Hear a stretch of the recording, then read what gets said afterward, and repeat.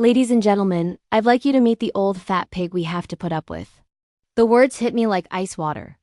Standing there in my emerald green dress that had cost more than most people's monthly rent, I watched Bradley's new bride, Sophia, gesture toward me with a champagne flute while her wealthy family erupted in laughter. Then her father's face went white as fresh snow.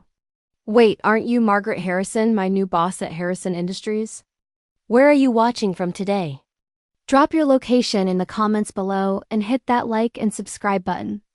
Let me tell you how I ended up being called a pig at my own son's wedding. The wedding I'd paid for entirely down to the last rose petal. 2 hours earlier, I'd been adjusting Bradley's bow tie in the church vest, proud as any mother could be. "Thanks for everything, Mom," he'd said, not quite meeting my eyes. I know the wedding cost a fortune, $300,000 to be exact. Not that I was counting. I'd watched him fidget with his cufflinks. The ones his father wore at our wedding 32 years ago, before cancer took him when Bradley was 12. "Your father would be so proud," I whispered, straightening his shoulders. But as I stood in that reception hall, listening to my son's new in-laws mock me openly, I realized pride was a luxury I could no longer afford. The Harrison family owned half the commercial real estate in Chicago. James Harrison, Sophia's father, controlled a business empire worth billions. What he didn't know was that his company's board had voted me in as CEO exactly 1 week ago. My first official day was Monday morning. "Mrs. Harrison," James stammered, his champagne glass trembling slightly. I had no idea. Sophia never mentioned. "Mentioned what, Daddy?" Sophia's voice was sharp with confusion. She looked between us, her perfect smile faltering. "That Bradley's mother is Margaret Harrison." The Sclear's throat silence spread like spilled wine across white linen. Sophia's mother, Patricia, stepped forward with the kind of smile wealthy women perfect in finishing school. "Oh my goodness, what a delightful coincidence. You share the same last name as my husband's company." "Not a coincidence," I said calmly, watching James's face cycle through several shades of pale. "One kept my married name after my husband died. Harrison Industries was his family's business. I inherited his shares when he passed." The math was simple enough, even for people distracted by champagne. Controlling interest, voting power, the ability to hire and fire anyone I pleased. Sophia's laughter died completely. "You're saying you own Daddy's company?" "Not own, dear. Control." I smiled the same smile I'd used in 100 board meetings. "There's a difference." Bradley appeared at my elbow, finally sensing the tension. "Mom, is everything okay?" I looked at my son, this man I'd raised alone after losing his father. Who'd worked 2 jobs to put through business school. Who'd sacrificed everything to give him every opportunity. And realized he'd positioned himself slightly closer to his new wife than to me. "Everything's perfect, sweetheart," I said, patting his arm. "I was just getting acquainted with your new family." James cleared his throat, his business instincts finally kicking in. "Mrs. Harrison, perhaps we could schedule a meeting next week. I'd love to discuss." Monday morning, I interrupted smoothly. 9 点 sharp. My assistant will send you the address. I turned to Sophia with my warmest smile. "Congratulations on your marriage, dear. I'm sure we'll be seeing much more of each other." As I walked away, I heard Sophia hiss to her mother. "Why didn't you tell me she was somebody important?" "We didn't know," Patricia whispered back frantically. "Your father said Bradley's mother was just some middle-class widow." "Just some middle-class widow." The words followed me to the ladies' room where I locked the door and stared at my reflection. My dress was elegant, my jewelry modest but real, my makeup perfect despite the emotional earthquake I just experienced. In the mirror, I saw a woman who'd spent 30 years building a business empire in her husband's memory.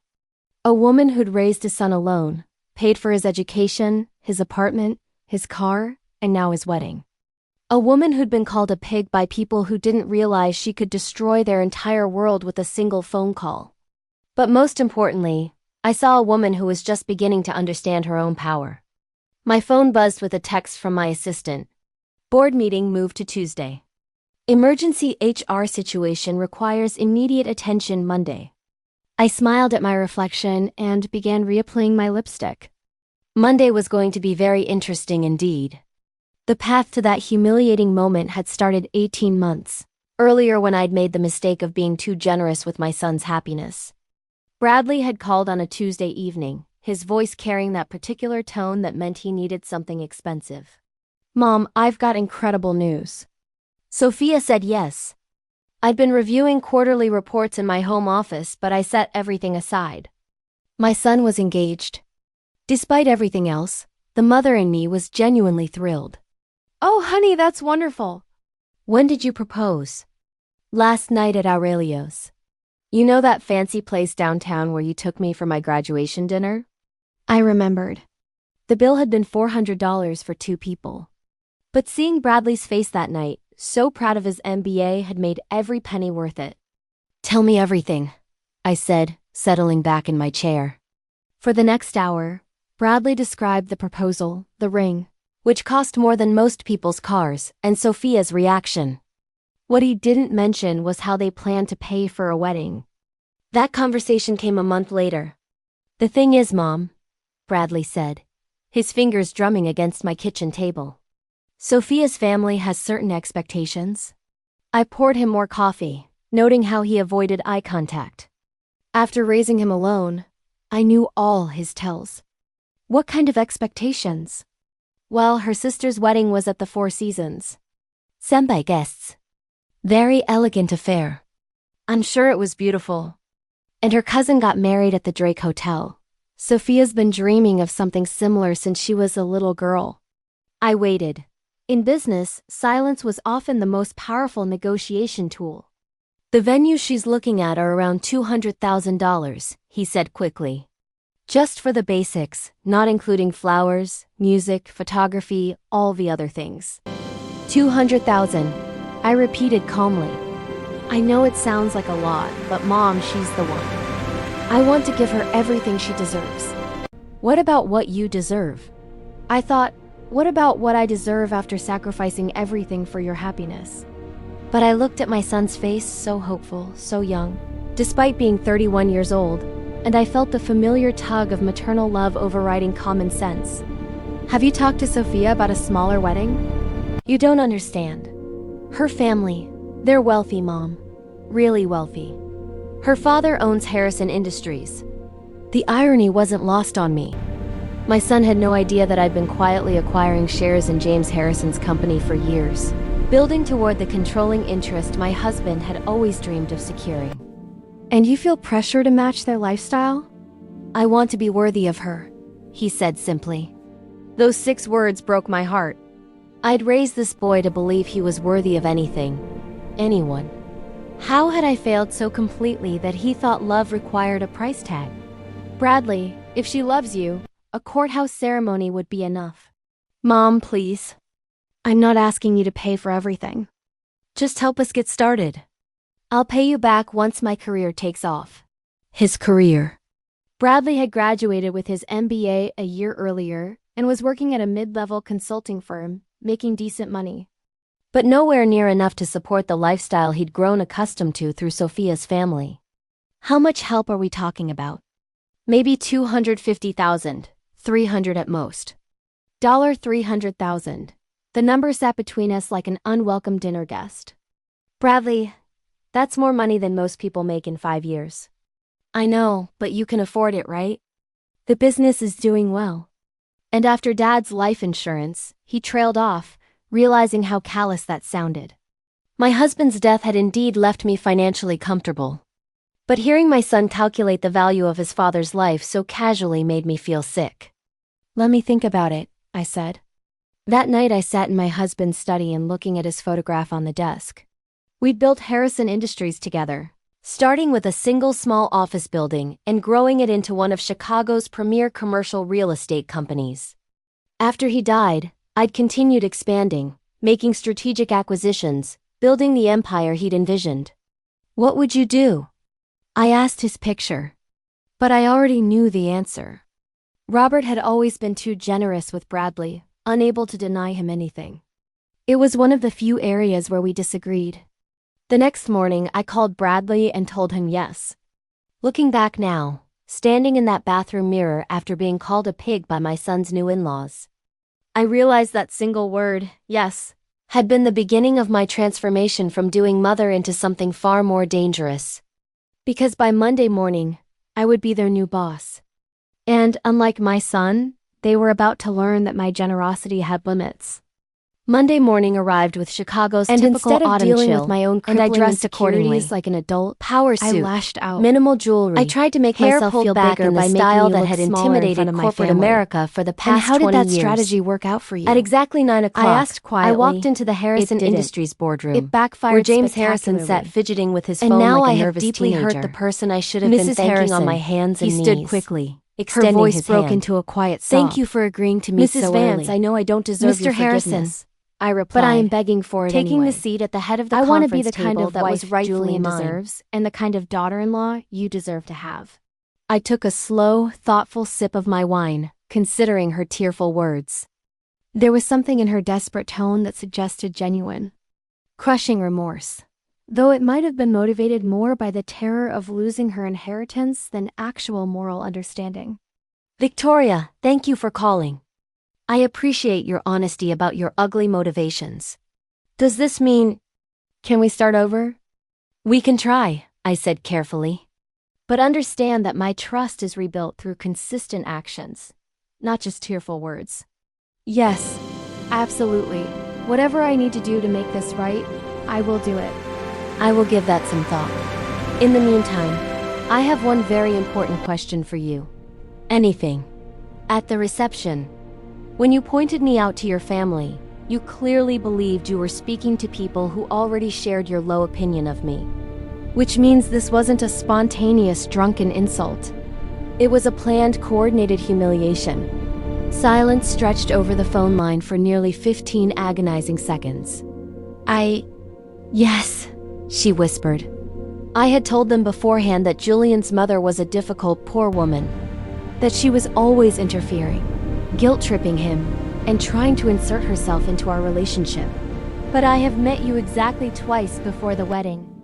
Both times at brief family dinners that Julian organized. We have spoken for perhaps 20 minutes total in 2 years. I know. I was just repeating exactly what Julian had told me about you. The words hit me like a physical, violent blow to the chest. The air was knocked out of my lungs. My own son had been systematically complaining about me to his fiancée, actively painting me as some kind of toxic, meddling mother-in-law before I had even met her family. What specifically did Julian tell you about me? I demanded, my voice turning to ice. He said you had severe trouble letting go. That you still treated him like a helpless child. That you used your small savings to try and maintain control over his life choices. Her voice was barely audible now. He said you would probably try to aggressively take over the wedding planning because you had nothing else going on in your life. And that I should be extremely firm about setting boundaries with you. I closed my eyes, feeling something fundamental and permanent break inside my heart. The son I had raised, supported, and sacrificed my youth for had been systematically undermining my character to his new wife, just to justify accepting my massive financial support while simultaneously rejecting my emotional presence. Victoria, thank you for your honesty. That took courage to admit. Mrs. Vance, I realize now that absolutely everything he told me was a lie. You aren't controlling. You are incredibly generous. You aren't interfering. You are loving. I should have formed my own opinion instead of blindly accepting his toxic characterization of you. Yes, you absolutely should have. I stood up and walked to the window, looking out at the dark city lights. But Julian is my son. And his opinion matters the most in this tragic situation. He loves you, Victoria said quickly, panicked. He really, really does. I think he is just confused about how to be grateful without feeling emasculated by accepting so much financial help. Perhaps. We will see. After ending the call, I sat in my husband's silent study, surrounded by his old books and photographs, trying to reconcile the perfect son I thought I knew with the deceitful man who apparently saw me as a toxic burden to be managed and hidden away. Robert's voice seemed to whisper from the dark corners of the room. You gave him everything he wanted, Eleanor. Instead of teaching him to want what he could earn. My phone buzzed with a text from Julian. Mom, Victoria said she talked to you tonight. She's crying. I hope we can all have dinner soon and work things out. I hate that there is so much tension in the family right now. I stared at the message for a long time, feeling my sadness harden into a cold, terrifying resolve. We definitely need to talk soon, I replied. Saturday morning brought an unexpected, desperate visitor. I was reading the Wall Street Journal in my breakfast nook when my doorbell rang. Frantically at 8 a.m. through the peephole, I saw Richard Sterling standing on my front porch, looking like he had aged a decade in the past week. Mr. Sterling, I said, opening the door. This is quite a surprise. Mrs. Vance, I apologize profusely for the early hour. I was desperately hoping we could speak privately before Monday's board meeting. I led him into my living room, noting how his anxious eyes took in the understated, quiet elegance of my home. Authentic mid-century furniture, original oil artwork, family photographs that spoke of a life deeply lived rather than wealth loudly displayed. Coffee, please, he said, collapsing into the chair across from my sofa. His hands clasped tightly between his knees. Mrs. Vance, I want to be direct. I have called an emergency board meeting because I desperately need to understand your ultimate intentions for the Sterling Hotel Group. My intentions are remarkably simple, Richard. To run a highly profitable, ethical hospitality business that serves its employees and its community well. The employee benefits changes alone will cost the company nearly $4 million annually. The facility improvements you've suddenly authorized add another $2 million. These are simply not sustainable expenditures given our current profit margins. I poured coffee from the heavy silver service that had been my wedding gift 35 years earlier. Richard, what do you actually know about your company's real financial position? I know we are profitable, but conservative. We maintain steady, safe growth without taking unnecessary risks. You are not profitable. You are stagnant and dying, I corrected coldly. Your company owns 37 luxury boutique properties in prime East Coast locations. The room revenue alone should generate 50% more income than you are currently showing on the books. I handed him a delicate coffee cup and sat down with my own. Your massive problem isn't profitability, Richard. It is horrific management. You are running a 21st century hospitality empire with 1980s nepotism business practices. I have been in this industry for 40 years. He said stiffly, his pride wounded. And you have done adequately. But adequately is no longer enough to survive. I smiled, but there was zero warmth in my eyes. Which brings us to Monday's board meeting. Richard shifted uncomfortably, pulling at his collar. The board has some severe concerns about the rapid, aggressive pace of change under your new leadership. The board consists of 7 members. 3 were aggressively appointed by my private equity firm over the past 18 months. 2 others are longtime corporate associates who deeply respect my late husband's legacy. I watched his face as the brutal mathematics of corporate democracy finally sank in. That leaves you, Richard. And your cousin, Edward. In other words, Richard, your desperate emergency board meeting is going to be very educational for you. He set down his coffee cup with shaking hands, spilling dark liquid on the saucer. What do you want from us? From my family? I want what I have always wanted. Basic respect. Not for my bank accounts, not for my corporate position, but for me as a human being worthy of basic decency. I stood up and walked to the stone mantelpiece where my wedding photograph sat beside pictures of Julian. From his birth through his Ivy League graduation. Your daughter pointed at me and called me a charity case at my son's wedding, Richard. She did it because she genuinely believed her family's money made her infinitely superior to the woman who paid for her lavish celebration. That kind of casual, performative cruelty reveals something deeply ugly about a person's character. Victoria is young. She was stressed. Victoria is old enough to be married. She is old enough to understand consequences. I turned back to him. But she isn't my real problem, is she? Richard stared at me with growing, suffocating dread. My real problem is my son. The son who has been telling his new wife that I am a controlling, interfering old woman who uses money to manipulate him. My son who happily accepted $400,000 for his wedding, while simultaneously resenting me for providing it. Family relationships are highly complicated, Richard offered weakly. Yes, they are. And Monday morning, we are going to simplify them considerably.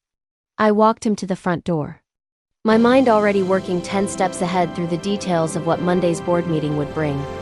Have a lovely weekend, Richard. Give my regards to your family. As I watched him drive away in his expensive Mercedes, I realized that everything up to this point had just been preparation. The real, brutal battle was just beginning. And this time, I intended to win absolutely everything. Monday morning's board meeting began at 9 a.m. sharp in the Sterling Hotel Group conference room, with Richard Sterling looking like a man facing a firing squad. The other board members filed in with varying degrees of confusion, completely unaware they were about to witness a corporate slaughter.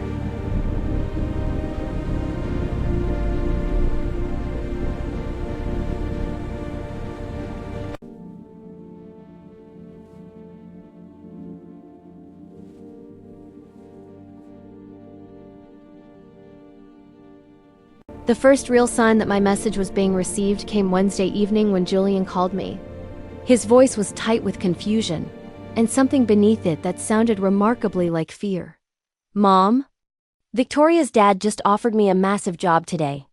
Senior Vice President of Acquisitions. The starting salary is... It's $250,000, plus full executive benefits.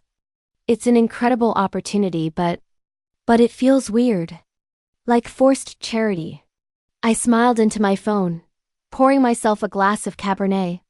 Did you take the job, Julian? Well, yes. I mean, it's triple what I was making at my old firm. But, Mom, did you have something to do with this? Victoria has been acting terrified since the wedding. She won't tell me what's wrong. She just keeps frantically asking questions about our family's finances. Julian, you are a bright young man with a strong degree. Perhaps Mr. Sterling simply recognized your untapped potential. Right, he said, but his tone heavily suggested he wasn't buying a single word of it. Mom, is there something you're not telling me about the Sterling family? Or about Dad's old business? Why don't you ask your new wife, Julian? She might have some fascinating insights into her family's reality. The second sign came Thursday morning when my executive assistant informed me that Mrs. Beatrice Sterling, Victoria's mother, had requested an urgent lunch meeting. The woman who had stood silently by, smirking while her daughter called me a charity case, now wanted to chat over expensive salads. Tell her I'm available tomorrow at noon, I instructed my assistant. The private dining room at Le Cuckoo. Friday arrived gray and aggressively drizzly, perfectly matching my mood as I sat in the elegant, quiet dining room, waiting for Beatrice Sterling to make her grand entrance. She arrived precisely on time, dressed in the kind of understated, quiet luxury elegance that screamed generational wealth without being flashy. Eleanor, she said warmly, sitting down as if we were oldest, dearest friends. Thank you so much for agreeing to meet me. I have been simply dying to get to know you better since the wedding. Beatrice, I gestured to the chair across from me. How lovely to see you again. You look far less amused today than you did on Saturday. She settled herself with the practiced, rigid grace of a woman who had attended 1,000 similar hostile lunches, ignoring my jab. She spent several minutes discussing the terrible weather, the restaurant's Michelin star reputation, and other meaningless, time-wasting pleasantries. Finally, she ordered a vodka martini and got straight to the point. Eleanor, I want to address what happened at the wedding reception. Victoria can be highly impulsive when she is nervous.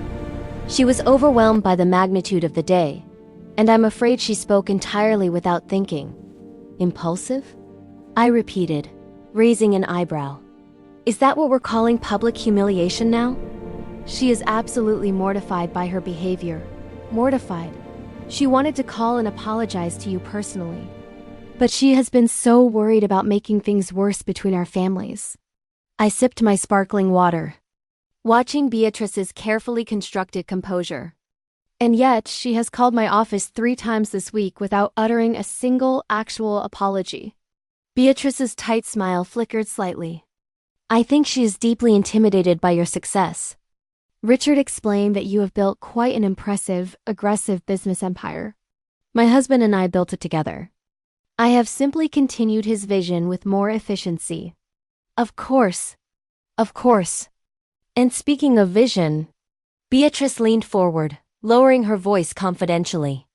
I understand you have mandated some radical changes at the Sterling Group. The employee benefits improvements are so incredibly generous. Here it comes, I thought. The real reason for this lunch. Richard is thrilled to have someone with your financial expertise overseeing operations, Beatrice lied smoothly. Though I confess, our family is a bit concerned about the financial impact of such extensive expenditures happening so quickly. It seems reckless. Are you questioning my business acumen, Beatrice? Oh no, not at all.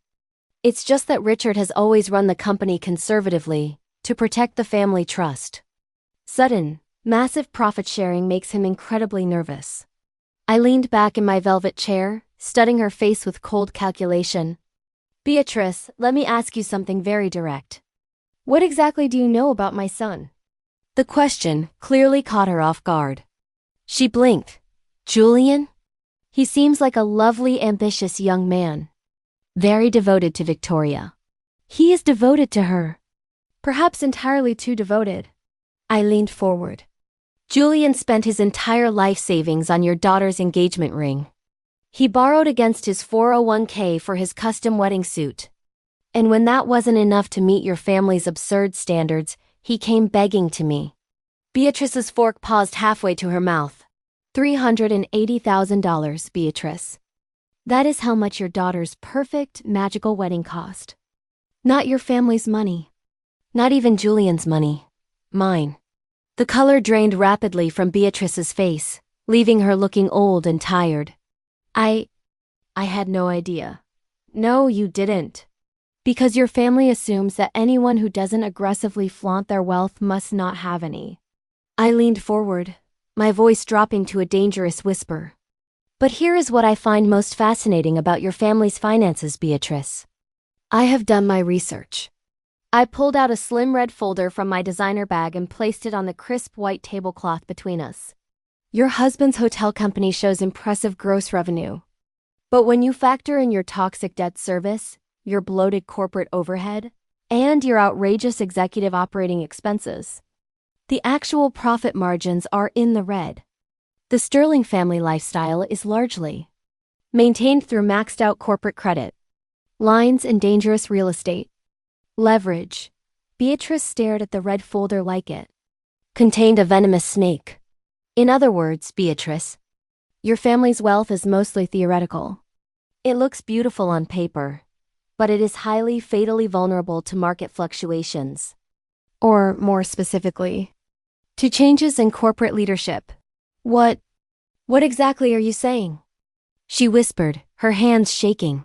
I am saying that I could legally fire your husband tomorrow morning and replace him with a CEO who actually understands modern hospitality metrics.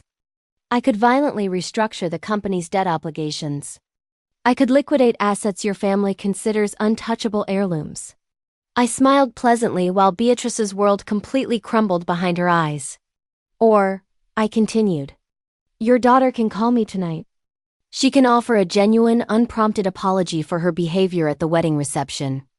Not because she's intimidated, and not because she's embarrassed, but because she suddenly understands that calling someone a charity case is unacceptable, regardless of their perceived social status. Beatrice's hands trembled as she reached for her martini glass, nearly spilling it. And if she apologizes, I said softly, then we are family. And I always take care of my family. I stood up, gracefully placing my linen napkin on the table. But Beatrice, understand this perfectly. I am not some middle-class widow who can be dismissed or mocked for entertainment.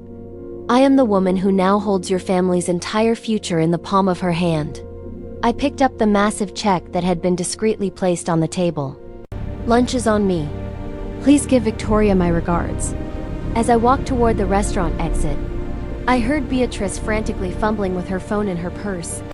Already dialing her daughter's number. My own phone buzzed with a text from my assistant.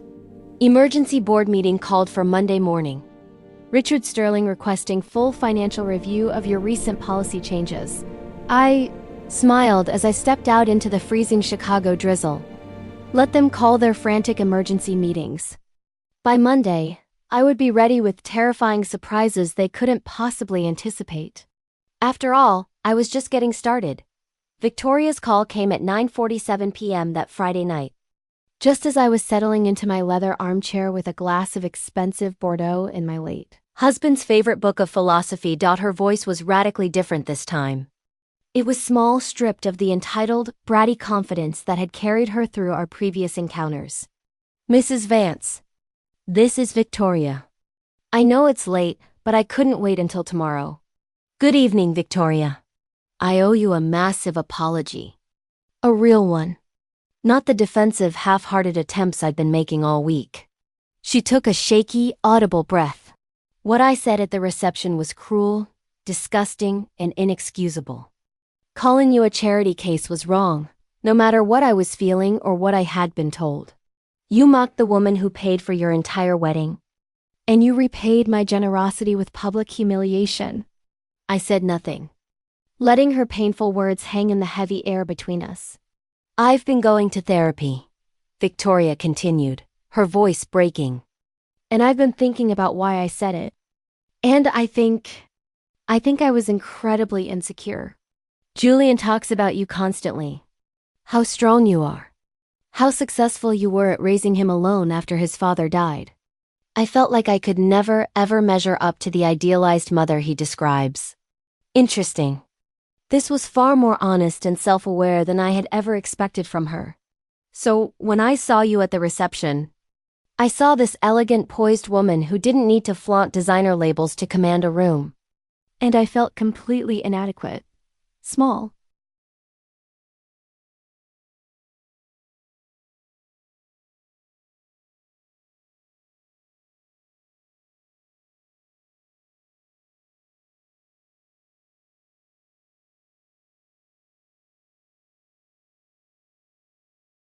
Mr. Sterling, I replied, ignoring his hand and taking the massive. Mr. Sterling? I replied, ignoring his hand and taking the massive, high-backed leather seat at the absolute head of the conference table, the seat that was rightfully mine. Though I think we desperately need to clarify the reality of this situation before we begin. I opened my briefcase and smoothly removed a thick red folder.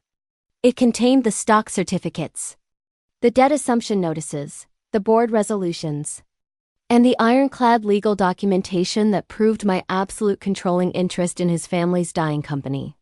As of last Tuesday, Vanguard Holdings owns the majority of your corporate debt and 51% of your voting shares.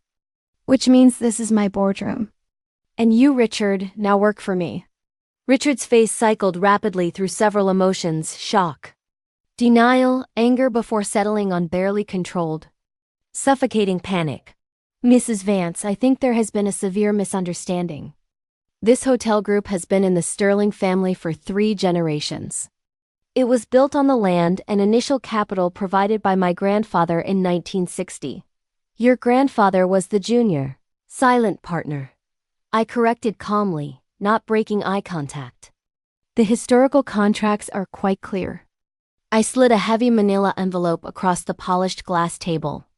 Inside were flawless photocopies of the original 1960 partnership agreements, documents I had spent 3 years tracking down through legal archives and private corporate collections. Your family managed the day-to-day hospitality operations beautifully for a few decades while maintaining a minority ownership stake. But when the original majority partners dissolved, Vanguard aggressively bought the debt. I've spent the last 5 years quietly purchasing every single additional outstanding share whenever it became available. This is impossible, Richard whispered, his voice cracking. But his hands shook violently as he flipped through the irrefutable legal paperwork. "The impossible part," I said, allowing a tiny razor-thin smile, "is that you were so asleep at the wheel that you didn't even notice? Your own board of directors approved my shell company's appointments to key financial positions 6 months ago. Your chief financial officer currently reports directly to my firm. Your legal team answers my calls before they answer yours." Richard looked up from the papers, his eyes wide with something approaching genuine horror. "What exactly do you want from us?" "First," I said, leaning forward and steepling my fingers, "I want an immediate, groveling apology for your daughter's disgusting behavior at the wedding reception on Saturday." Victoria can be spirited. She was stressed. She didn't mean anything by those horrible comments. She pointed at me and called me a charity case and a pig, Mr. Sterling, in front of 300 elite guests, including my own son. She is young. She doesn't understand. She is 28 years old, and she is married to my son. I cut him off, my voice dropping to a dangerous, icy register. Old enough to fully understand brutal consequences. Here is exactly what is going to happen. Victoria will call me today. She will apologize sincerely for her behavior. Not because you ordered her to, but because she suddenly understands that respect is not an optional feature in this family. Richard nodded frantically, beads of sweat forming on his forehead. Of course, I will speak with her the moment we conclude here." "Second," I continued, opening a new folder. "We are going to aggressively restructure this company's entire employee benefits program. I have reviewed your current HR policies, and they are embarrassingly, disgustingly inadequate for a hospitality business of this magnitude." This was a brutal fact. The Sterling Hotel Group employed over 800 housekeepers, front desk agents, and kitchen staff across their properties. But their health insurance was mediocre, and their retirement matching plan was entirely non-existent for non-executives. The mandatory improvements to the working class benefits package will cost the company approximately $4 million annually, I stated. Consider it my personal contribution to corporate social responsibility. $4 million. Richard's voice cracked into a high pitch. "We cannot afford that." "You've seen our margins." "I have seen your margins, Richard. And I know exactly how you can afford it." I pulled out a third folder. This one contained the devastating, detailed financial analysis I had commissioned months earlier. Every extravagant corporate expense, every hidden revenue stream, every extravagant corporate expense, every hidden revenue expense, every hidden revenue stream, every bloated executive salary. "Third," I said smoothly, "your new son-in-law, Julian, will be receiving an immediate promotion to Senior Vice President of Acquisitions, with the appropriate 6-figure salary adjustment. He is actually quite bright when he is forced to apply himself." I didn't realize Julian worked for the Sterling Group. He doesn't yet. I smiled again, this time with a flash of genuine, terrifying warmth. "His first day is Wednesday." Richard stared at me like I had just marched in and declared myself the queen of the East Coast. "Mrs. Vance, I need to discuss these radical changes with my executive staff. With my attorneys. Your attorneys already reviewed everything last Wednesday. They are incredibly thorough." I stood up, closing my briefcase with a loud, definitive snap that echoed in the quiet room. "The employee benefits announcement will be made to the public on Thursday. Victoria's apology will happen today. Julian's promotion will be effective immediately." I walked toward the heavy glass door, then paused, resting my hand on the handle. "Oh, and Mr. Sterling? In the future, when your elite family gathers around the country club to discuss the struggling, middle-class widow your daughter tragically married into, you might want to mention that said widow now holds the absolute power to liquidate your family's entire legacy." Richard's mouth opened and closed silently, struggling for air. "Have a lovely day," I said cheerfully, and walked out into my newly conquered corporate empire. By noon, my executive assistant had fielded 8 frantic phone calls from various Sterling family members. 4 from their panicked family attorney, and 2 very desperate voicemails from Victoria herself. Mrs. Vance, this is Victoria, Julian's wife. My father just explained that there has been some sort of massive misunderstanding about the corporate structure, and I wanted to call and, well, I hope we can meet and discuss things like family. I listened to the message twice, noting the incredibly careful way she avoided mentioning the charity case comment or offering any actual genuine apology for her cruelty. At 2:30 p.m., she called again. This time, her voice was noticeably shakier, the arrogant edge completely gone. Mrs. Vance, I realize my comments at the reception may have been inappropriate. I was so nervous meeting Julian's extended family, and sometimes I say things without thinking. I really hope you can understand the pressure I was under. Still no real apology. Still defensively positioning herself as the stressed victim. The third call came at 4:45 p.m. Mrs. Vance, please call me back. I think we got off on a terrible foot, and I would really like to make this right. Julian is upset. My father is having some kind of panic attack in his office, and I just want to understand what is happening to us. I calmly deleted all 3 voicemails without returning a single call. Tuesday morning. Richard Sterling appeared at my office door at 8 a.m. sharp. He looked like he hadn't slept in 3 days. His bespoke suit looked wrinkled, and he was carrying a leather briefcase like a shield. Mrs. Vance, please, he begged, standing in the doorway. Victoria is beside herself. She is young. She made a terrible mistake.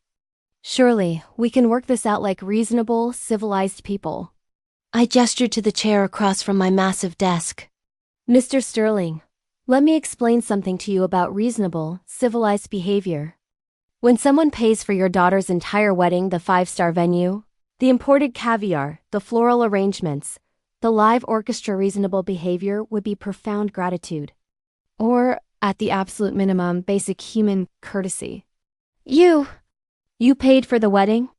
Richard blinked, totally stunned. Every penny? Julian told us he paid for it with his tech investments. $382,000. I pulled out the itemized receipts I had forced Julian to email me the week prior. Would you like to examine the invoices? Richard stared at the papers spread across my desk, his face growing paler with each astronomical line item. She had absolutely no idea, he whispered. No.